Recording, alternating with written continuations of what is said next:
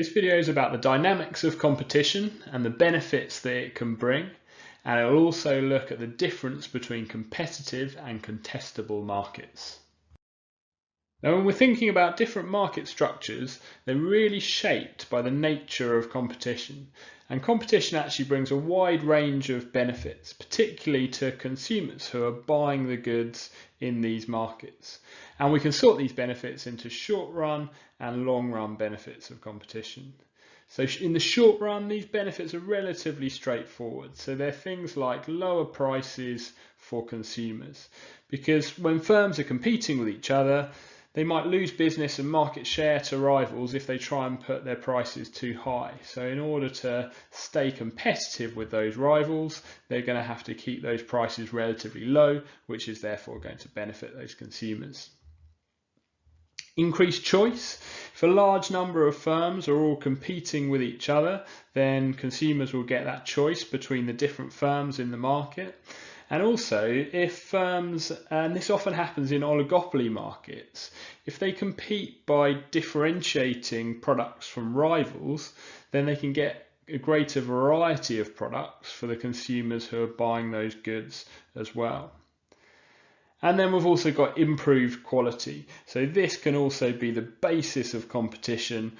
Sometimes actually firms spend any profits they're able to earn on delivering these improvements to quality of their products in order to keep hold of the customers that they have.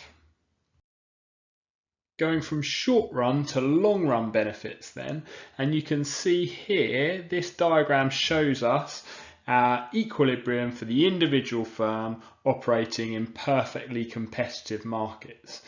And at the equilibrium point for that individual firm, you can see that price is equal to marginal cost, which means that allocative efficiency is achieved, and they also produce at the minimum point of their average cost curve, which means that productive efficiency is achieved. Now, perfectly competitive markets are really a theoretical extreme, but it's reasonable to argue that the closer you get to perfect competition, the closer you're going to get to these allocatively and productively efficient outcomes. So the more competitive the markets are, the more likely you're going to achieve efficiency. Another long-run benefit of competition is this process of creative destruction, which is about innovation and new technology leading to the replacement of old and outdated firms and products. So think about smartphones replacing the need for mainstream digital cameras being used all the time, video and music streaming replacing CDs and DVDs. And this is usually driven by competitive processes, because the firms that are innovating with this new technology are doing it really to try and stay ahead of rivals. So you can see another real long-term benefit of these competitive processes there. So we move now from competition to contestability. And while competition might be concerned with the rivalry between firms currently operating within a market, contestability is about the threat of new competition, so the threat of outside businesses who currently aren't in the market moving into the market. So a contestable market is one where the behaviour of the existing firms operating in that market is highly influenced by that threat of new competition, the threat of new businesses coming into the market. And if we've got a market that's just totally lacking in that threat, we would call that a non-contestable market. Now, we often talk in economics a lot about sunk costs, and these are costs which can't be recovered by a business. And that's really, really critical, because if sunk costs are high, you would really carefully consider whether going into a market and starting selling products in that market or industry is the right move, because there's a lot that you stand to lose if you change your mind, because you're not getting any of these sunk costs back. So for a market to be highly contestable, the absence of sunk costs is really crucial, because it will increase the threat of competitors coming in. Without those sunk costs, then you get this hit and run competition. That's much more likely because firms will enter to make a quick buck and earn some profits and then just leave costlessly when competition gets too intense. So that's really the main factor which influences the level of market contestability. But the other thing that's really important with contestability as well is these barriers to entry or any other barriers to entry that we might have. So the higher the barriers to entry and exit as well, so this could be things like brand loyalty, economies of scale, things that make it very difficult for firms to come into the market, the lower the threat of competition and the less likely a market is to be contestable. So we can see the implications of contestable markets by looking at a diagram. And you can see here we've started off with what is essentially the monopoly diagram.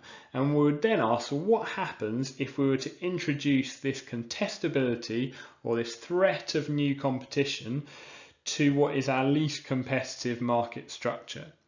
So before that threat of competition, if we assume that there isn't any contestability in this market, then the monopolist is going to produce, as we know, at marginal cost equals marginal revenue at this output here. And they're going to charge price P, and that's going to be how they're going to maximize their profits. But if you introduce this threat of new competition, they're going to then be worried about new firms coming into the market and taking their market share because those firms are going to be attracted by this area of supernormal profits. So the monopolist may then think that they, in order to keep that competition out of the market, they're going to need to reduce their prices, and they will therefore move along this average revenue curve to a point that is closer, if not actually equal, to the average cost curve. You can see that I've labelled on my diagram here P1 and Q1.